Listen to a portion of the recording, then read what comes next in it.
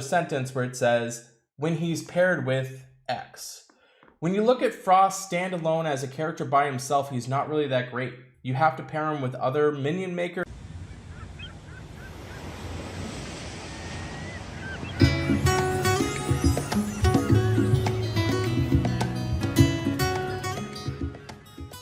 Hey, thanks so much for checking out the channel. Today we are doing a brand new hero breakdown on Frosth, aka Mike Tyson's favorite character. This dude looks like frosty little Subzero. What's going on here? He's got 776 on his attack, 731 on his defense, and 1339 on his health. Statistically, I'm really appreciating the attack power. 776 is pretty awesome, especially in blue. 731 defense, pretty solid. Health total is pretty solid. Overall, pretty decent there. He is our hero of the month. He also comes with 2 abilities. First, this hero has an innate resistance against burn, and he also cleanses on minion death. So the hero's status ailments are dispelled when a minion owned by them is destroyed. So if he has a minion after he's gone off, he's going to dispel as soon as those minions are depleted, which is actually a pretty cool little ability he's got going on. As far as this hero specials, he summons a Frost Sprite minion for each ally with 10% HP and 15% attack inherited from the caster. All allies minions get plus 20% HP and plus 20% attack. Elemental Link gives all ice allies a small amount of mana at the end of each turn for 4 turns. This effect cannot be dispelled.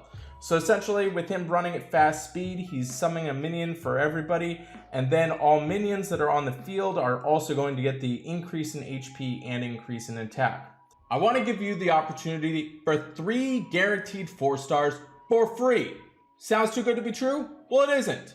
Maybe at Empires and Puzzles. However, in Gemstone Legends, they just launched this brand new player event, which gains you access to get these guaranteed epics just for trying out the game.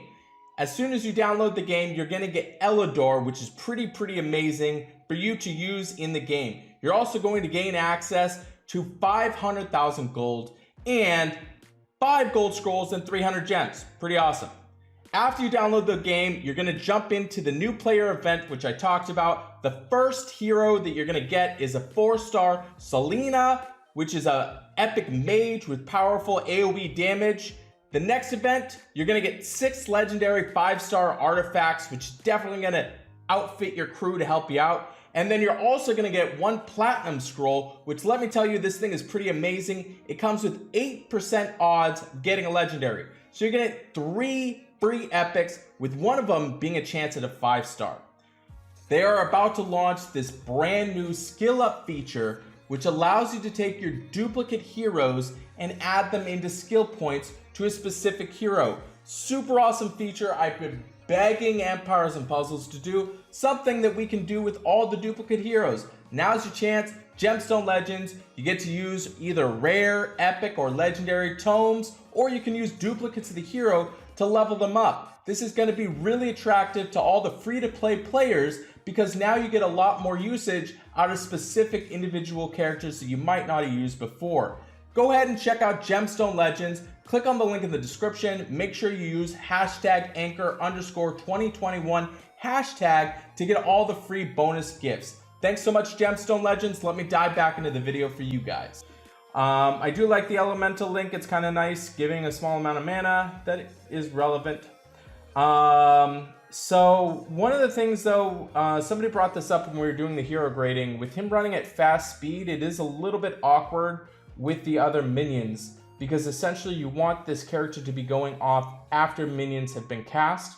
And there are definitely times to where the minions are going off at either slow or average speed, and you kind of miss out on it. For instance, you've got heroes like Krampus. So Krampus is a little bit awkward paired with Frosth, because Krampus is going to go off, but you want Krampus to go off before Frosth, but Frosth is running at fast speed.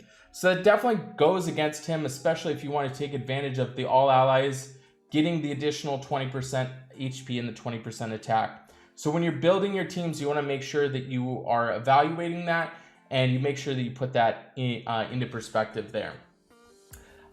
He misses out on quite a bit of damage though, just in general. I mean, you're just throwing up some minions. He is running at fast speed, giving all your minions So if you're going to be using him, again, you want to have him go on the right side of things. If you've got him on your defense, you want to have other minion makers going off before he goes off so he can apply it.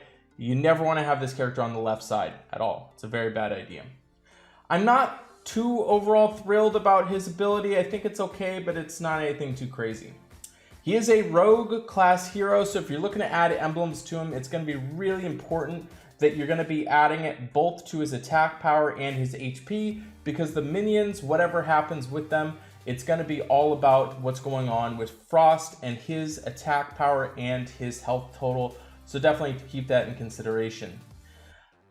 When we take a look at what he does against a Titan, he is going to get a B+, and pretty much the only reason why he's getting that is because he does have one of the higher attack powers at 776, so the tile damage is really, really high for him. But in terms as far as what he does, it's not really relevant at all. So this is only going to fit in the high tile damage spot. And again, kind of the B+, that is pretty much only because of his tile damage, and that's it. When we take a look at him offensively, currently he is going to get a B+ grade there. Now, some people are going to say, well, Frosth is really good, but then they go ahead and they add another sentence where it says, when he's paired with X. When you look at Frosth standalone as a character by himself, he's not really that great. You have to pair him with other minion makers. It's not really a great hero to be using on offense. So can he be pretty okay? Maybe he goes into the A- range, but he needs other supporting characters to go along with him to be adding minions so you can really take advantage of the fact that he's going to increase the minions' HP and attack. So when you hear people saying that how good Frosth is, they're going to be comparing it and having it being with other minion makers. And when you have a character like that, I don't really see it going up. So with him running at fast speed, it is kind of relevant. I do like that he's going to cleanse himself anytime a minion dies, but essentially the minions are just little meat bags that you're just dealing with, and it's not really the end of the world. Now, characters like Bera and Freya are going to be really good because they're depleting mana after they die, and Frosth doesn't have that ability. So that does go against him. When we take a look at him defensively, you have to build kind of almost a team around him, which that always puts yourself in a very vulnerable position, because if you just have a whole bunch of minion makers, you've got a whole bunch of other characters that just destroy all other minions. So you could use like Rimble, you could be using Gormek costume, even Gobbler could make a rise. And that's the problem that I have against using characters like this. Again, another example why Bera and Freya are so good on defense is because they are independently good by themselves. They're creating pressure by adding the minions, and then they're also, if they die, they're depleting the mana, that's probably the biggest issue. Frosth doesn't have that going with him, and if you're really going to try and exploit minions, there's other characters that will be on the rise that will just totally devastate you, having minions, a ton of them on your defensive team. So with that being said, he is going to get a B+ as far as the tank grade goes. He does have pretty awesome defensive stats, but what he does by himself, it's not really that great. I do like that he is at fast speed and he's giving everybody minions, but other than that, not too huge on it. He's going to get the B+ grade there. As a flank, similar situation, you could probably throw him in there. That might be the best spot for him if he is going to squeeze into any other place. But right now, Blue just has some really, really awesome characters. I mean, even look at like the likes of like Thorn. Having Thorn in your flank is just, in my opinion, just better. Thorn just crushes. Where you've got to build a team around Frosth on your defense, I'm not really seeing it too much. It's going to get the B+ grade, and we've been waiting a month to see if he's going to take over the meta, and it just hasn't happened. When we look at his wing grade, he's going to get a B grade there. I don't really recommend him there. I mean, for obvious points, even though he is running at fast speed, you've got a potential situation where your characters are just dead. He does, obviously, if you are going to pair him with another character, you're going to pair him with Sezshat, which is pretty cool because the minion duplicating on itself, there's a really cool interaction with Frosth and the minion maker kind of doubling up. It's a really cool interaction, which is why they had to add the extra text to where he maxes out at 200%, which is not on this card just because of the way that it was cut, but he does max out with Sezshat there. So overall, defensively, he is going to get a B+, and that might have given him a little bit of credit. I think it just gives that little bit of wiggle room. I'm not really too stoked on seeing him going on defense. I just think that they're better characters.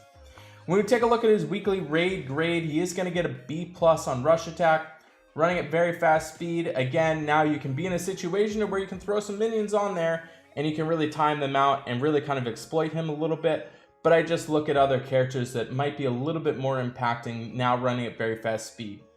So on buff, he is going to get a B+, essentially because he's just a situation where he's giving the minions at fast speed.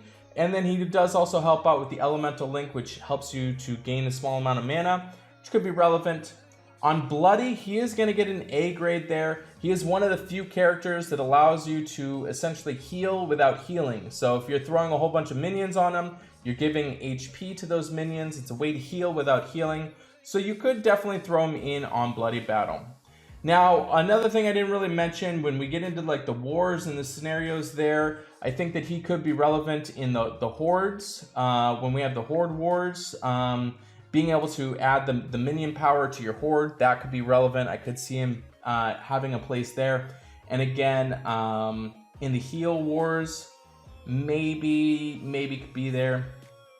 So overall, he is going to get a B+. I kind of wavered back and forth between the B grade and the A-. And I think I kind of settled in the middle there after talking with everybody in the grading team. And I think it's about fair. It could see a little bit of a potential up, and it could definitely see a little bit of a potential down. But overall, not a character that's a must-have, and I don't really see him getting pushed into that direction in the near future, because we do have other characters. If he is relevant, there's a lot of just clear out all minions that would just take over the meta at that point. So thank you so much for watching this content. Please make sure you subscribe, turn those notifications on. Let me know in the comments, did I get this right? Is this the right grade? Do you think there were different parts maybe it should be changed? I really appreciate all the feedback, and I'll see you on the next video.